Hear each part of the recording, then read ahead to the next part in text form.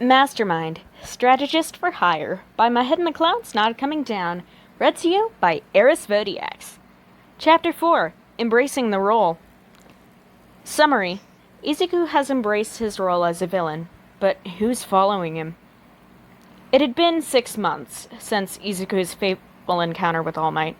It seemed like a lot longer to Izuku. A lot had changed since he was a bright-eyed kid holding on to a dream of becoming a hero. He had learned a lot about computers and hacking to help with his villain work, and was planning on going to a high school that emphasized programming.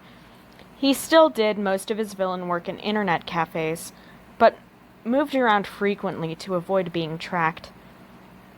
He had also tried picking up as much as he could about money laundering to prevent anyone from tracking his funds. His prices went up with each plan he sent out, and he had yet to reach a point where his clients refused to pay. He had also been cleaning Dagobah Beach. It had started as a way to deal with his guilt over becoming a villain. Maybe if he did something good for the community, it would cancel out the harm he'd caused. Izuku was gradually coming to terms with his new life, letting his bitterness at society combine with his pride at a job well done to drown out his regret. He didn't get panic attacks anymore when he opened the news and saw that one of his plans had been carried out. He still got nervous and somewhat nauseous, but even that was getting replaced with satisfaction. It didn't hurt that every message in his inbox fed his ego as villains were constantly thanking him or demanding his services.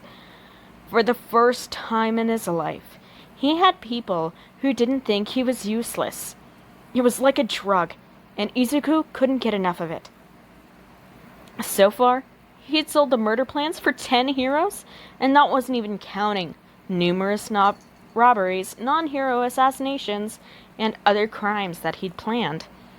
But people were starting to catch on. Conspiracy theorists online were starting to connect the recent uptick in hero deaths, and even the police were starting to suspect that there might be one person behind it. Villains were starting to come to him with higher profile targets, but were also starting to demand face-to-face meetings rather than just through a screen. Which was why he never stopped cleaning the beach. He knew that one act of good wouldn't make up for the bad he'd done, and he was getting to the point that he didn't want it to. But it was excellent muscle training, and he needed to be strong if he expected to survive in the world of villains.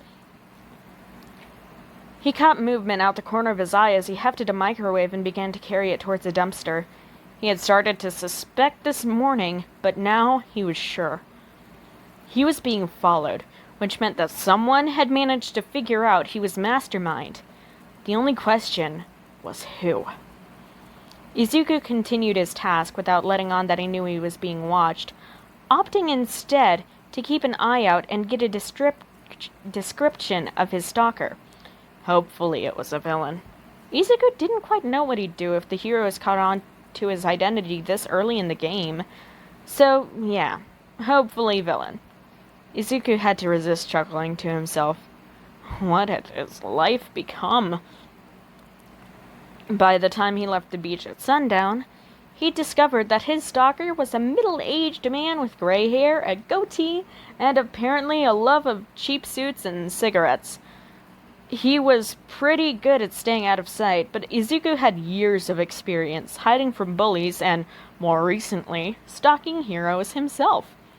He breathed a sigh of relief. This guy was almost definitely not a hero. But if he managed to find Izuku, he must have significant connections in the underground. Izuku made a note to check his notebooks when he got home. Izuku had become much more paranoid since he'd thrown himself into villainy. Call it a combination of a guilty conscience and an anxiety disorder, or whatever, but the end result was that Izuku was neurotically careful when it came to not getting caught. He had an irrational fear that somehow a cop would try posing as one of his clients online, get him to send a murder plan for a hero, then somehow use the IP address to track him and take him to jail. Yeah, maybe Izuku had been watching too many crime dramas, but it could happen. Anyway, he'd started to learn as much as he could about the villain underground so that he could reasonably vet his clients. It helped that he'd started asking about his clients' quirks and skill sets so that he could incorporate them into his plans, but a majority of his information came from the darknet and hacking into some less secure police databases.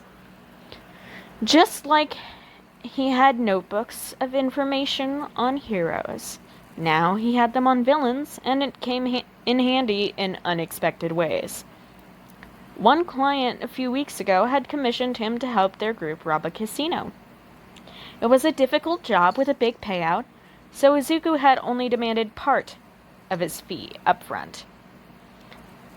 After the job was done, he'd messaged the client about the rest of his money and gotten the response of, "Thanks, but you should be lucky that with what you've gotten, you're not getting any more from us." Idiots, really. He'd vetted them beforehand and checked their quirks against the police registry, so he knew who they were, where they lived, and, most importantly, their weaknesses. In the midst of his fuming, it hadn't taken him long to find a few villains with a grudge against their little group. Turns out, Izuku wasn't the only one these guys had tried to screw over. It was a little harder to find out how to contact their enemies, but once he did, they seemed more than happy to pay Izuku for the chance to take them down.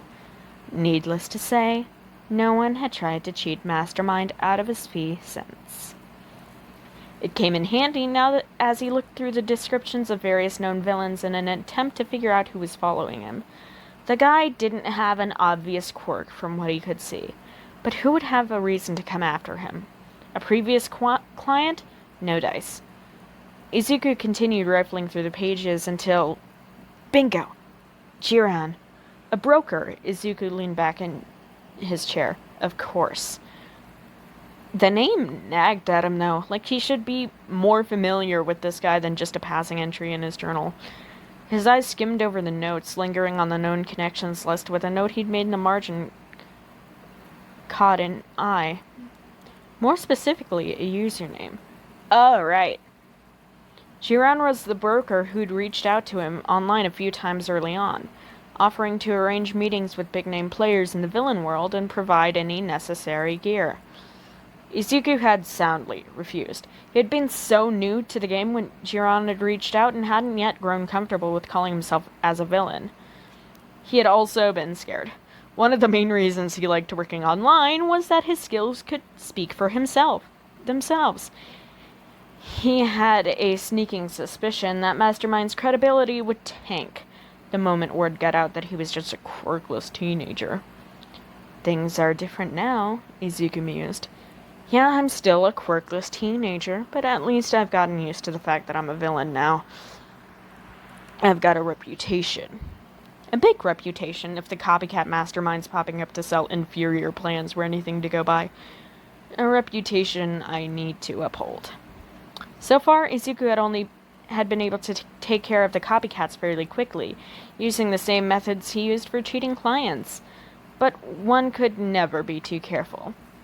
Maybe it's finally time to start showing a physical presence. With that, Izuku pulled out a notebook and began to make plans.